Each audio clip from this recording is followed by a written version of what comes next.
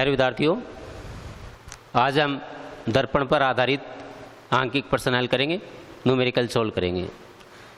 तो अपने पास यहाँ ये क्वेश्चन देख रहे हैं आप। क्वेश्चन है, एक वस्तु 15 सेंटीमीटर वक्रता त्रिज्या, कितनी? 15 सेंटीमीटर है, और ये क्या है? वक्रता त्रिज्या। तो ये किसका मान होगा? R। दर्पण की वक्रता त्रिज्या क्या होती है? किससे प्रदर्शित करते हैं? R से। तो R की वैल्यू कितनी है? R बराबर 15 सेंटीमीटर।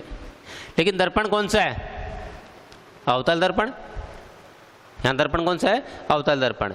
और आप जानते हैं कि अवतल दर्पण की जो फोकस दूरी है और वक्रता त्रिज्या है वो कैसी होती है? ऋणात्मक चिन्ह के साथ लेते हैं। तो ये R का मान कितना जाएगा? -15 सेंटीमीटर। अब R से हम क्या निकाल सकते हैं? F की वैल्यू। तो फोकस दूरी F बराबर, फोकस दूरी है वो वक्रता त्रिज्या कितनी होती है? आधी होती है। तो R बराबर जाएगा -15/2 सेंटीमीटर। ये किसकी वैल्यू आ जाएगी? फोकस दूरी F की वैल्यू आ जाएगी। इसके सामने 10 सेंटीमीटर की दूरी पर स्थित है क्या? वस्तु। तो बिंब की दूरी, किसकी दूरी? बिंब की दूरी किससे प्रदर्शित करते हैं? U से। बराबर कितने सेंटीमीटर दूरी पर है? 10 सेंटीमीटर। तो एक वस्तु 15 सेंटीमीटर वक्रता त्रिज्या के अवतल दर्पण के सामने 10 सेंटीमीटर की दूरी पर स्थित है, और वस्तु है उसको किधर रखते हैं? हमेशा बाएं तरफ। तो इसका मान कैसा आएगा? नेगेटिव। और इसी को हम एक कच्चा चित्र बना करके यदि समझे तो ये अपने पास अवतल दर्पण, ये इसका मुख्य अक्ष, ध्रुव P, फोकस F, वक्रता के अंदर C। तो वक्रता त्रिज्या तो होगी इसकी 15 सेंटीमीटर, और बिंब की दूरी, फोकस दूरी कितनी होगी? 15/2 यानी 7.2 सेंटीमीटर। बिंब की दूरी कितनी है? 10 सेंटीमीटर। इसका मतलब 7.5 से ज़्यादा और 15 से कम वस्तु कहाँ रखी हुई होगी? C और F के बीच रखी हुई होगी। और जो वस्तु C और F के बीच है उसका प्रतिबिंब कहाँ बनता है? आप जानते हो, अनंत और C के बीच बनता है। इसका मतलब प्रतिबिंब है वो कहाँ पर बनेगा? वक्रता केंद्र से दूर बनेगा। और जब प्रतिबिंब वक्रता केंद्र से दूर बनेगा तो इसकी दूरी भी 15 सेंटीमीटर से ज़्यादा ही रहेगी। अब हमें ज्ञात करना है कि प्रतिबिंब की स्थिति। क्या ज्ञात करना है? प्रतिबिंब की स्थिति। स्थिति ज्ञात करने के लिए किसका मान ज्ञात करना पड़ेगा? V का। किसकी वैल्यू ज्ञात करेंगे? V की वैल्यू ज्ञात करेंगे। एक ज्ञात करना है प्रकृति। प्रकृति के लिए किसकी वैल्यू ज्ञात करनी पड़ेगी?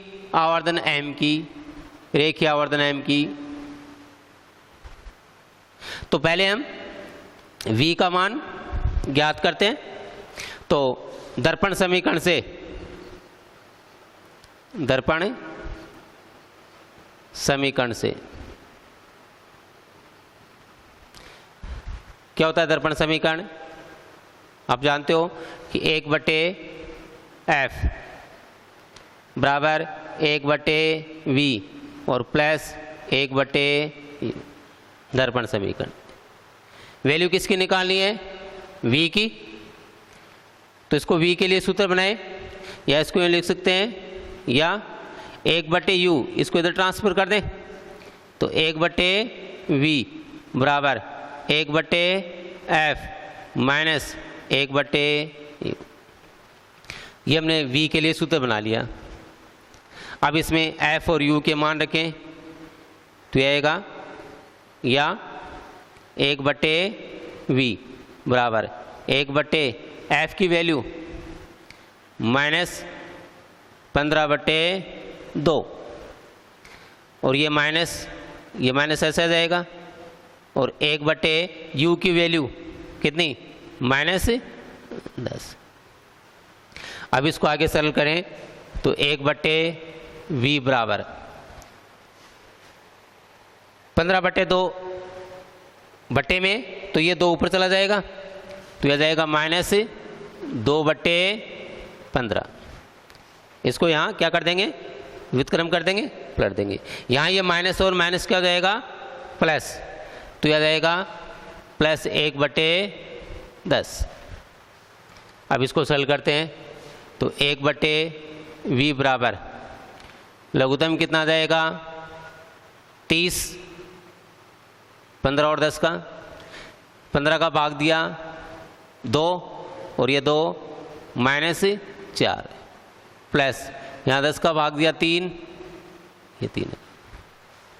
तो 1/v बराबर ऊपर कितना बच जाएगा -1 और बट्टे 30, इसलिए v बराबर ये भी व्युत्क्रम कर देंगे और इसको भी व्युत्क्रम कर देंगे, क्योंकि ये तो 1/v का मान है क्या, -1/30, और हमें निकालना है किसका, v का मान, तो इसको क्या कर देंगे व्युत्क्रम, तो यह जाएगा -30 सेंटीमीटर। तो ये तो आगे बच्चों प्रतिबिंब की स्थिति के लिए कंडीशन। अब ये देखते हैं हम कि इसे स्थिति कैसे पता करें। ये नेगेटिव जो चिन्ह है, ध्यान देंगे v के मान में जो ये नेगेटिव चिन्ह है, ये नेगेटिव चिन्ह किस बात को प्रदर्शित करता है, ये इस बात को प्रदर्शित करता है कि प्रतिबिंब है वो दर्पण के बाएं तरफ है या दाएं तरफ। ये दर्पण था अपने पास, तो दर्पण के बाएं तरफ की जो दूरी होती है वो कैसी लेते हैं, नेगेटिव चिन्ह के साथ में। दर्पण के दाएं तरफ की जो दूरी है वो कैसे लेते हैं हम, पॉजिटिव चिन्ह के साथ में। यहाँ v की वैल्यू कैसी है, ये अपने पास नेगेटिव, इसका मतलब प्रतिबिंब है वो दर्पण से किधर होगा, बाएं तरफ होगा, और किरण चित्र के आधार पर भी हम देखते हैं कि बाएं तरफ ही बन रहा है। तो ये प्रतिबिंब यहाँ लिख देंगे, प्रतिबिंब दर्पण के बाईं ओर स्थित होगा,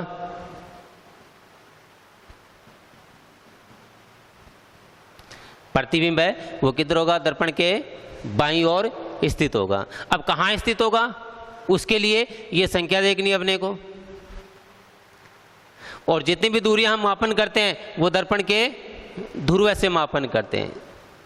जितनी भी दूरियां मापन करेंगे वो दर्पण के ध्रुव से, और v की वैल्यू कितनी है 30, तो ये दर्पण के ध्रुव से 30 सेंटीमीटर है। किधर, प्रतिबिंब दर्पण के बाईं ओर स्थित होगा, जो ध्रुव से 30 सेंटीमीटर दूरी पर है। ये तो है कि प्रतिबिंब की स्थिति, या इसको शॉर्ट में यूँ कह सकते हैं कि दर्पण के बाईं ओर ध्रुव से 30 सेंटीमीटर की दूरी पर, दर्पण के बाईं ओर ध्रुव से 30 सेंटीमीटर की दूरी पर प्रतिबिंब की स्थिति आ जाएगी। तो एक बात तो इसमें यह पूछी गई है, v का मान कितना है, -30 सेंटीमीटर। दूसरी बात, इसकी प्रकृति और आवर्धन निकालना है, तो इसके लिए हमें m का मान निकालना होगा।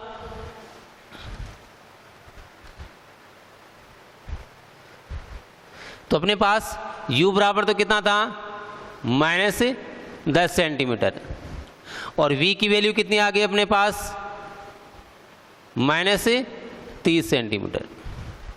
ये v की वैल्यू आ गई। हम निकालें आवर्धन m, आवर्धन m। दर्पण के लिए क्या सूत्र होगा, -v/u। दर्पण के लिए सूत्र क्या होगा, -v/u, या इसमें मान रखें, या m बराबर -v का मान -30 सेंटीमीटर,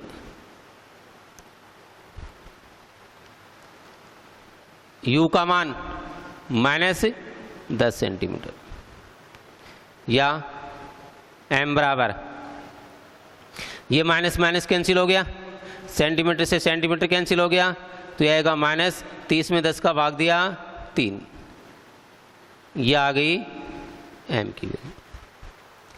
अब इस m की वैल्यू में देखिए, इसमें भी दो बातें, एक तो ये नेगेटिव चिन्ह है और एक ये संख्या है। तो मैंने आपको बताया था कि ये जो नेगेटिव चिन्ह है इसका मतलब क्या होगा, आवर्धन m का मान, रेखीय आवर्धन m का मान वास्तविक प्रतिबिंबों के लिए कैसा होगा, नेगेटिव। इसका मतलब m का मान अपने पास कैसा आ गया, नेगेटिव आ गया। तो हम कह सकते हैं कि प्रतिबिंब कैसा होगा, वास्तविक होगा, नेगेटिव है, इसका मतलब प्रतिबिंब कैसा होगा, वास्तविक होगा। यदि इसका मान पॉजिटिव आता तो प्रतिबिंब कैसा होता, अपने पास आभासी होता। अब जो प्रतिबिंब वास्तविक होते हैं वो निश्चित है कैसे होंगे, उल्टे होंगे। वास्तविक जो प्रतिबिंब होते हैं वो कैसे होते हैं, उल्टे होते हैं। तो यहाँ m की वैल्यू से ये जो नेगेटिव चिन्ह है ये दो बातें प्रदर्शित कर देगा अपने पास।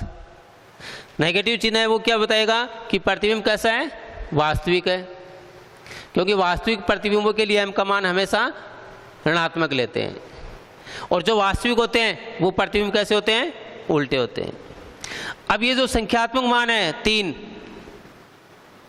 ये क्या बताएगा, प्रतिबिंब छोटा है या बड़ा है। तो इसका मान क्या है, 1 से ज़्यादा है। ये संख्या कितनी है, 1 से ज़्यादा है। इसका मतलब जो प्रतिबिंब है वो वस्तु से बड़ा बनेगा, कितना गुना, 3 गुना बड़ा बनेगा। ये कितना बड़ा बनेगा, 3 गुना बड़ा बनेगा। तो इस प्रकार हम प्रतिबिंब की स्थिति के लिए किसका मान निकालना है, v का मान निकालना है, और v के मान से उसकी हम स्थिति बता देंगे। स्थिति का मतलब दर्पण से बाएं तरफ है या दाएं तरफ है, और ध्रुव से कितनी दूरी पर है, वो बता जाएगी इसकी स्थिति। प्रकृति और आवर्धन, तो आवर्धन के लिए हमें किसका मान निकालना है, m का मान निकालना है। तो m का मान है अपने पास कितना, -3। अब इसमें इसकी प्रकृति कौन बताएगा, ये चिन्ह बताएगा। नेगेटिव है तो प्रतिबिंब कैसा होगा, वास्तविक। यदि पॉजिटिव है तो प्रतिबिंब कैसा होगा, आभासी। और जो वास्तविक होते हैं वो उल्टे होंगे। आवर्धन ये संख्या बताएगी, यदि इसका मान 1 से ज़्यादा है तो प्रतिबिंब बड़ा होगा, ये संख्या 1 से कम है तो प्रतिबिंब कैसा होगा, छोटा होगा। तो इस तरीके के दर्पण पर आधारित बहुत सारे प्रश्न आते हैं वो बोर्ड क्लास में, और बोर्ड परीक्षा में भी प्रश्न आते हैं, ये विशेष ध्यान दे लें। ये 3 स्थिति, प्रकृति और आवर्धन, 3 बातें एक साथ पूछी जाएंगी। तो इसके लिए हमें दर्पण समीकरण काम में लेना है। दर्पण समीकरण से हम किसका मान निकालेंगे, v का मान, और u का मान अपने पास दिया होगा, और v का मान ज्ञात कर लेंगे। u और v से किसका मान आ जाएगा, आवर्धन m का मान आ जाएगा। अब यहाँ आवर्धन m से हम क्या ज्ञात करेंगे, उसकी प्रकृति और आवर्धन का मान ज्ञात करेंगे। एक तो इस टाइप के प्रश्न है। अभी इस क्वेश्चन में एक ध्यान देना है अपने को, दर्पण का ध्यान रखना है। किसका ध्यान रखना है, दर्पण का। यहाँ अवतल की जगह उत्तल भी हो सकता है, अवतल दर्पण की जगह उत्तल दर्पण भी हो सकता है। तब अपने को थोड़ा सा चिन्ह परिपाटी पर ध्यान देना है। अब हम एक दूसरा उदाहरण लेते हैं।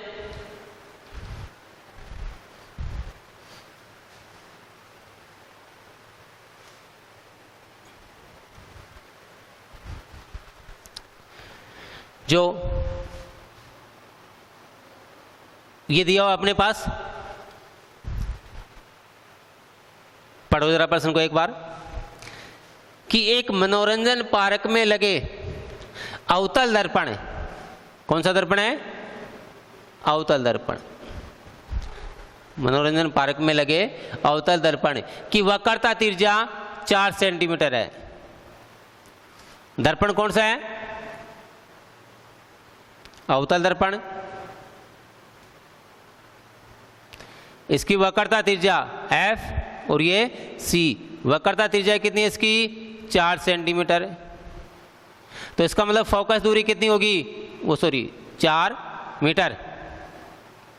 वक्रता त्रिज्या इसकी 4 मीटर, तो फोकस दूरी कितनी होगी 2 मीटर।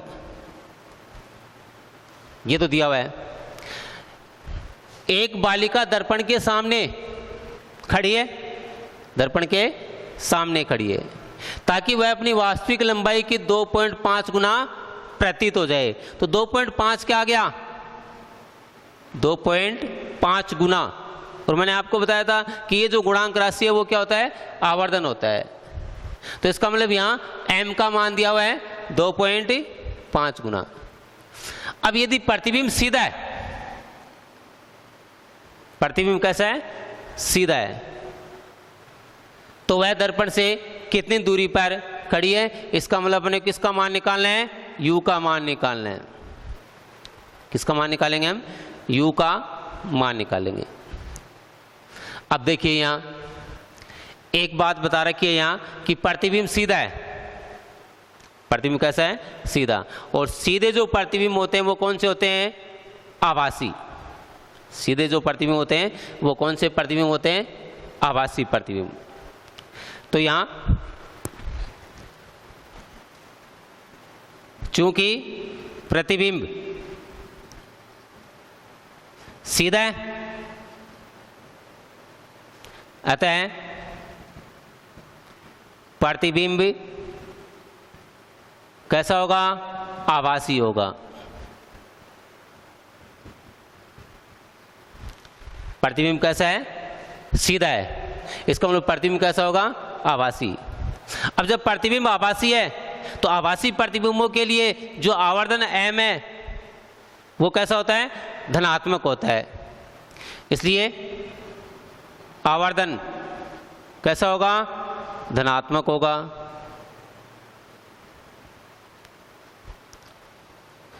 और आवर्धन की वैल्यू दे रखी है अपने पास कितनी 2.5 गुना, इसलिए हम कह सकते हैं कि m बराबर 2.5।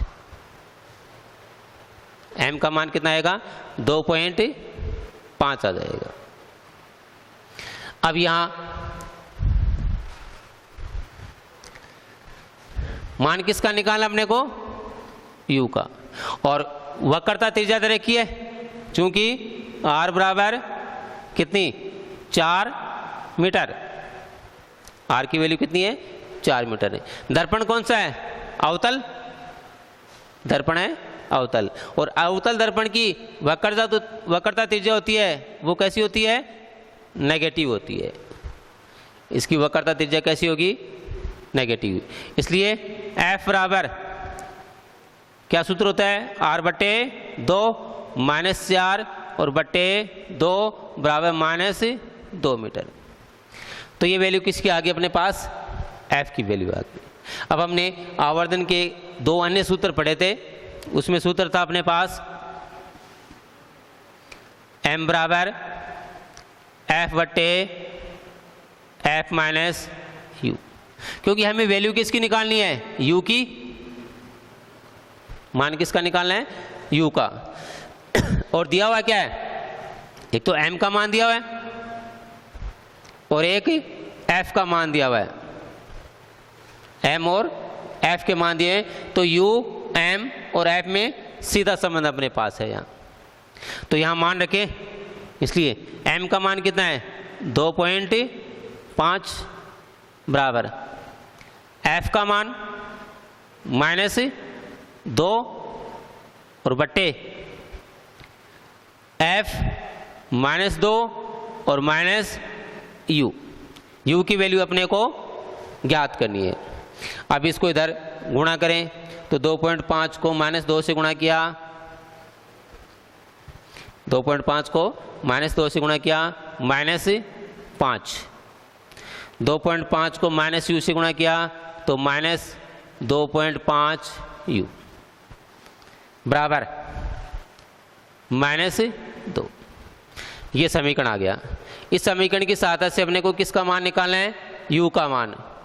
तो या इस -5 को इधर ट्रांसफर कर दें हम तो यह जाएगा -2.5 u बराबर -2 और +5, या -2.5 u बराबर 3 या u बराबर 3/2.5 और ये माइनस, तो यहाँ आ जाएगा u बराबर, इसलिए u बराबर माइनस, ये देखो ये पॉइंट हटाएंगे तो ऊपर कितना हो जाएगा 30 और बट्टे 25, तो u बराबर आ जाएगा अपने पास -1.2 मीटर।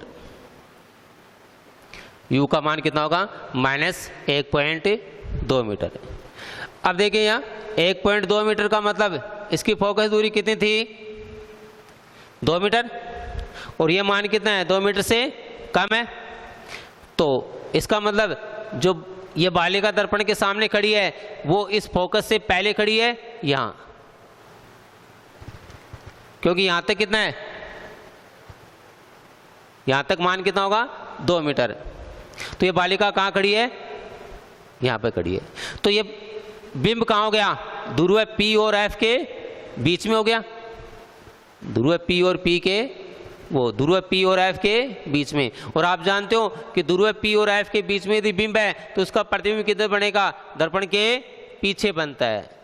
ये कैसा बनता है, सीधा, और सीधा दिया हुआ अपने पास क्वेश्चन में दिया हुआ है कि प्रतिबिंब कैसा बनेगा, सीधा, और आभासी और वस्तु से बड़ा बनेगा। और यहाँ दे रखा है कि बालिका है वो अपनी साइज से कितनी दिखाई दे रही है, 2.5 गुना दिखाई दे रही है। तो ये तो ये थे दर्पण पर आधारित आंकिक प्रश्न। तो ये आपको करने, किताब में 2-3 क्वेश्चन और दे रखे हैं दर्पण पर आधारित, वो आप स्वयं निकालेंगे। आज इतना ही, और हम कल की क्लास में लेंगे। धन्यवाद।